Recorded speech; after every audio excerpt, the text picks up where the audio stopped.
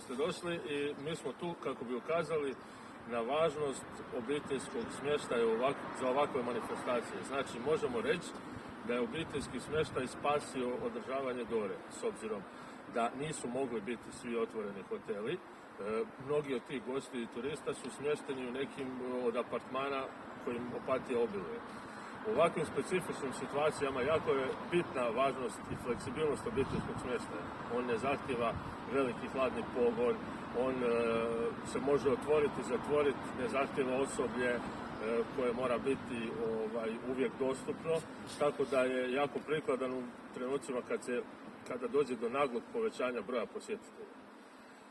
Evo, primjer je sad Dora koja se vratila nakon jedne godine pauze u Opatiju i festivalski grad i dovela je veliki broj posjetitelja. Mnogi od njih su smješteni u nekim od 5.500 kreveta u vlasništvu malih iznajmljivača.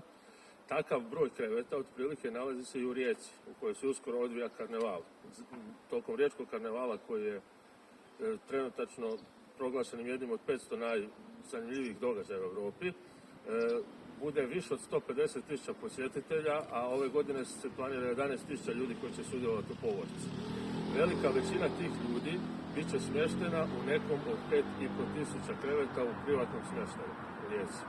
Tih 5.500 kreveta u privatnom obiteljskom smještaju u Rijeci predstavlja većinu od ukupnog broja 9.000 kreveta u Rijeci i većina od tih kreveta u obiteljskom smještaju nalazi se u stambenim zgradama.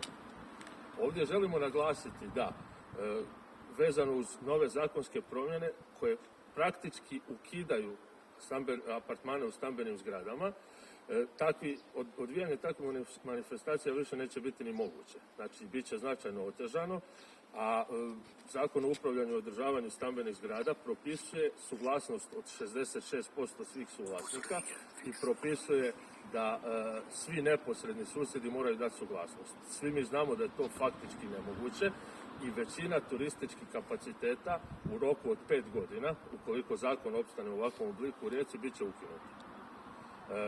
Također, želimo naglasiti da sve ove reforme koje vlada provodi usmjerene su protiv obiteljskih iznajmljivača, tako da je došlo i do povećanja paušala. U Rijeci je paušal proglašen određen u iznosu od 120 eura, što je značajno ispod zakonskog minimuma od 70, koji je propisan za drugu zonu indeksa turističke razvijenosti u kojoj Rijeka spada. U Opatiji je taj paušal 100 eura po krevetu. Opatija je imala niži paušal, no bila je primorana staviti na najnižu zakonsku granicu između 100 i 300 eura. Dakle, neke jedinice u našoj županiji odlučile su subvencionirati potporama male vrijednosti razliku između novih stopa poreza i onih starih koji su bile niže. Evo, kao svijetao primjer možemo istaknuti Bašku i Mali Lošinj. Znači, može se izaći u susret malim iznajmljivačima. Uskoro predstoje lokalni izbori na kojima će iznajmljivači moći reći svoje mišljenje o svim tim reformama.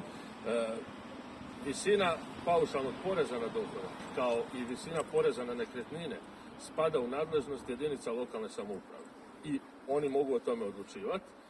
Da li će neka jedinica ići u korist iznajmljivača, to je samo njima na odluci i sigurno će to iznajmljivači adekvatno nagraditi, odnosno kazniti na predstojećim izborima.